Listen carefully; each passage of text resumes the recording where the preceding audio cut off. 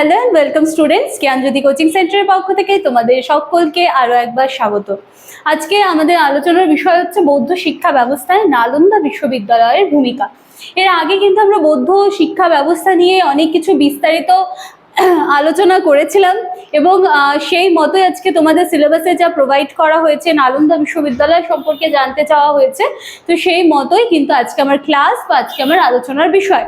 আজকে ক্লাস বা আলোচনার বিষয়টা শুরু করার আগে আমি একটু বলে দিতে চাই, তোমরা যারা এবছরে বা তোমরা যে সেমিস্টারে আছো সেই সেমিস্টারে যদি আমাদের জ্ঞানজ্যোতি কোচিং সেন্টারের সাথে যুক্ত হতে চাইছো, তার জন্য কিন্তু তোমাদের সকলকে আরো একবার ওয়েলকাম। আমাদের সাথে সরাসরি যুক্ত হতে গেলে তোমাদেরকে এখানে কর্নারে দেওয়া দুটি নাম্বারের মধ্যে যে কোনো একটি নাম্বারে কিন্তু কল করে নিতে হবে। এই নাম্বার দুটি হলো আমাদের জ্ঞানজ্যোতি কোচিং সেন্টারের অফিসিয়াল হেল্পলাইন নাম্বার। এখানে কল করলে তোমরা কোর্স ফি থেকে নিয়ে তোমাদের আরও যাবতীয় যা সাবজেক্টস নিয়ে যদি কিছু প্রবলেম থাকে সমস্তটা কিন্তু এখানে তোমরা সলভ করে নিতে পারবে। সেজন্য একবার কিন্তু কল করে তোমরা দেখে নিতেই পারো। এবং আফটার অ্যাডমিশন আমাদের এখানে কিন্তু একেবারে নিয়ম মাফিক, ঠিক আছে, যেই ক্লাসেসগুলো রয়েছে মানে পেইড ব্যাচে যে সমস্ত ক্লাসগুলো রয়েছে সেটা করানো হয়। এছাড়া নোটস পত্রের সুবিধা তো রয়েইছে, ঠিক আছে। তো সব কিছু যখন আমরা ভীষণ অল্প টাকার বিনিময়ে পাচ্ছি, তাহলে এত সুন্দর সুযোগকে কেন আমরা হাতছাড়া করবো, তাই না? চলো, বাকিটা তোমাদের উপর। তোমরা যদি ইচ্ছুক থাকো তাহলে আমাদের জ্ঞানজ্যোতি কোচিং সেন্টারে তোমাদের সকলকে আবারও ওয়েলকাম। কথা না বাড়িয়ে আজকে আমি আমার আলোচনার বিষয়টা শুরু করছি। আমি বা একটু পয়েন্টের মতো লিখে নেওয়ার চেষ্টা করেছি, আমি শেষে সরে যাব, তোমরা চাইলে সেটা লিখেও নিতে পারো, আমি প্রতিটা পয়েন্ট আলোচনা করে দিচ্ছি, সেটা শুনেও নিতে পারো। দেখো, বৌদ্ধ শিক্ষা ব্যবস্থায় নালন্দা বিশ্ববিদ্যালয়ের ভূমিকা সবার প্রথমে রেখেছি যে কোন সময়কালটায় এই নালন্দা বিশ্ববিদ্যালয় আত্মপ্রকাশ করেছিল, ঠিক আছে। দেখো, 5ম থেকে 12শো শতাব্দী পর্যন্ত নালন্দা বিশ্ববিদ্যালয় কিন্তু আত্মপ্রকাশ করেছিল এবং সেটা বৌদ্ধ শিক্ষা ব্যবস্থায় একটা নিজের ভূমিকা রেখেছিল। আচ্ছা, এই যে নালন্দা বিশ্ববিদ্যালয় যেটা বা নালন্দা বিহার, সেটা কিন্তু বর্তমান বিহার রাজ্যে অবস্থিত, ঠিক আছে। বর্তমানে কিন্তু বিহার রাজ্যে অবস্থিত এবং এই যে নালন্দা বিশ্ববিদ্যালয় সেটা কিন্তু সেই সময় বা তৎকালীন সময়ে একটা বৌদ্ধ শিক্ষা কেন্দ্র হিসেবে কিন্তু আত্মপ্রকাশ করেছিল। এবং শুধুমাত্র এটা যে বৌদ্ধ শিক্ষা কেন্দ্র মানে বেসিক্যালি কি হবে, সেখানে পড়াশোনাটা শেখানো হবে, কিন্তু এটার হচ্ছে যদি আমরা বলি যে এটা ফেমাস কেন, এখানে হচ্ছে অনেক বাইরে থেকে ছাত্ররা যেমন পড়াশুনো করতে আসতো, তেমনি কিন্তু বহু পর্যটকরা এসেছিলেন এবং বহু শিক্ষকেরাও কিন্তু এখানে এসে থেকে অধ্যয়ন করে কিন্তু গেছেন, ঠিক আছে। দেখো, তাহলে নালন্দা বিহার বর্তমানে কিন্তু বিহার রাজ্যে অবস্থিত। ঠিক তার পরের পয়েন্টটা দেখো, শিক্ষকেরাও কিন্তু এখানে এসেছিলেন, যথা আচার্য ভদ্রশীল ধীরা প্রমুখ শিক্ষকরা যারা ছিলেন তারাও কিন্তু বাইরে থেকে এসে এই নালন্দা বিহার এসে কিন্তু এখানে থেকে গিয়েছেন।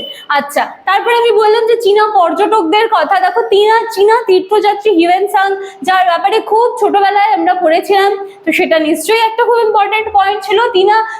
চীনা তীর্থযাত্রী হিউয়েন সাং কিন্তু নালন্দায় অধ্যয়ন করেছিলেন, তিনি এসেছিলেন এবং এখানে এসে কিন্তু তিনি অধ্যয়ন করেছিলেন। এবার নালন্দা বিশ্ববিদ্যালয় যেটা ছিল বা বৌদ্ধ শিক্ষা ব্যবস্থায় যে নালন্দা বিশ্ববিদ্যালয়ের যে অবদানটা ছিল, সেখানেও কিন্তু আমরা দেখতে পাই যে গুরু শিষ্যের মধ্যে যে সম্পর্কটা ছিল সেখানেও অ্যাজ ইট ইজ সেটা দেখতে পাই। সেখানে শুধুমাত্র ধর্ম, শাস্ত্র, তত্ত্ব এই সমস্ত বিষয় নিয়ে যেমন আলোচনা করা হতো, সেরকম আরো বাকি যে বিষয়গুলো ছিল, ঠিক আছে, সমস্ত বিজ্ঞান নিয়ে মানে বিজ্ঞান সহ আরো যে বিষয়গুলো ছিল সমস্ত বিষয় নিয়ে কিন্তু এখানে আলোচনা করা হতো। আচ্ছা, দেখো, 12শো শতাব্দীতে কিন্তু তুর্কি শাসক বখতিয়ার খলজির আক্রমণে এই যে নালন্দা বিশ্ববিদ্যালয় যে ছিল সেটা কিন্তু পুরোপুরি ধ্বংস হয়ে যায়, ঠিক আছে, সেটা পুরোপুরি ধ্বংস হয়ে যায়। দেখো, আমি একদম প্রথমেও লিখেছিলাম 5ম থেকে 12শো শতাব্দী পর্যন্ত। এবং দেখো, এই যে 12শো শতাব্দীতে কিন্তু তুর্কি শাসক কে ছিলেন, তুর্কি শাসক বখতিয়ার খলজি, ওনার আক্রমণে কিন্তু এটা পুরোপুরি ধ্বংস হয়ে যায় এবং সেটা আবার পুনরায় 2010 সালে সেটা নালন্দা বিশ্ববিদ্যালয় কিন্তু আবার পুনরায় পুনঃপ্রতিষ্ঠিত কিন্তু হয়, ঠিক আছে। তো এই ছিল হচ্ছে বৌদ্ধ শিক্ষা ব্যবস্থায় নালন্দা বিশ্ববিদ্যালয়ের ভূমিকা, যেখানে শুধুমাত্র বাইরে থেকে ছাত্ররাই আসতো না, সেখানে কিন্তু অনেক পর্যটকেরা এসেছেন সেখানে থেকেছেন, সেখানকার যে স্পেশালিটি গুলো আছে সেগুলো সম্বন্ধে তারা লিখেছেন।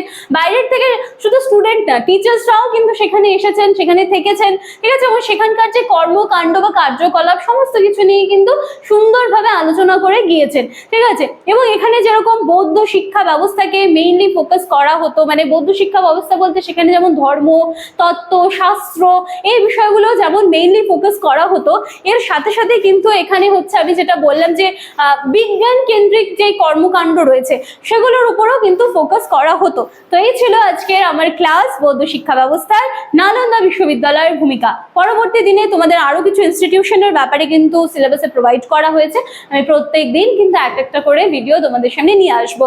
এই মাঝখানে 2 থেকে 3 দিন হয়তো তোমরা আমার ভিডিওস গুলো পাওনি, শারীরিক অসুস্থতার জন্য কিন্তু আমি তোমাদের সামনে আসতে পারিনি, কিন্তু এখন একটুখানি ঠিক থাকার জন্য আমি আবার চলে এসেছি তোমাদের সামনে টপিকস গুলো নিয়ে। যতটা মানে যে টপিকস গুলো যতখানি সহজ ভাষায় সম্ভব হয় আমি কিন্তু আবার সেটা নিয়ে আসার চেষ্টা করেছি। আশা করছি তোমরা আমার সাথে এভাবেই জুড়ে থাকবে, আমাদের পুরো টিম, পুরো জ্ঞানজ্যোতি কোচিং সেন্টারের সাথে এভাবেই জুড়ে থাকবে, আমাদেরকে সাপোর্ট করবে। দেখা হচ্ছে পরবর্তী দিনের ক্লাসে। Thank you.